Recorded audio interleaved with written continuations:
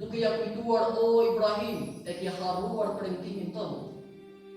E Ibrahimi alayhis salatu wassalam, ëndrat e pejgamberëve janë të vërteta. Pra nuk mundet shejtani të depërtojë në ëndrat e pejgamberëve të Zotit. Dhe kur ai po shikon djalin e tij dhe premtimin që duket të mbajë përballë Allahut të madhëruar, ai vendosi të sakrifikojë evladin. Pse?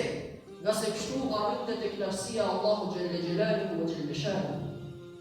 E kur pa Allahu xhelle xhelal që vërtet Ibrahimi alayhis salam është i gatshëm që evladin e tij të sakrifikojë për hir të dashurisë së Zotit, Allahu i tha: qad saddaqta ar-ruya. Ta e plotsove obligimin tënd. E kryve detyrën tënde. Pse? Sepse Zoti nuk dëshiron vërtet të tërësh evladin, por dëshiron të shohë zemra jote a është vërtet e gatshme të sakrifikojë dhe gjërat më të shtrenjta për Zotin ose jo. Prandaj vëllai jemi dashur, ajeti i Kur'anit qartë na e thekson nesër. Te Allahu nuk arrin as mishi i kurbanit tonë, as gjaku i tij. Te Allahu arrin vendosmëria dhe devotshmëria që kemi në kryerjen e adhurimit çka e bëjmë, që është në trastëria e kurbanit. Pra mund të dikush të ketë dashje më të mirë, por zemra ta ketë shumë të larguar nga Zoti.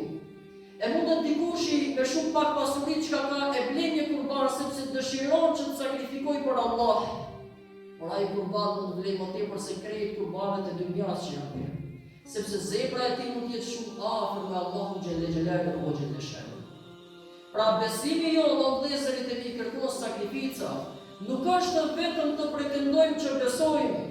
Sot shumë njerëz dëshirojnë dhe kërkojnë xhenetin, mirë po pa sakrificë. Shumë njerëz po thonë që e duam Zotin, por pa sakrificë. Shumë njerëz dëshirojnë të thonë që i duam kemi afër Allahut, por pa sakrificë. Nuk janë në gjendje të sakrifikojnë për të larguar atë nga jeta.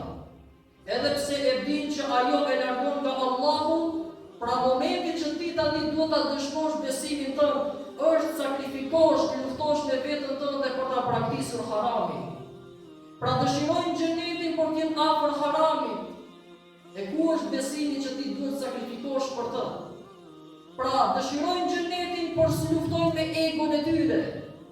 Dëshirojnë xhenetin, ndjekin dëshirat e epshit, çka do të dëshirojnë, çka u ofron ai. Dëshirojnë xhenetin por s'përvallojnë dhe s'durojnë përballë sprovave kur janë. Tregojnë moral të keq, tregojnë arrogancë, tregojnë gjërat e cilat Allahu s'është i kënaqur. Pra besimi i këtij kurbani që ne e kemi tani në këtë ditë duhet na jap mësimin se besimtari i cili ndjen veten që është vërtet besimtar, ai në momentet caktuara duhet dëshmojë sakrificë për hir të kënaqësisë së Zotit ul xhelal.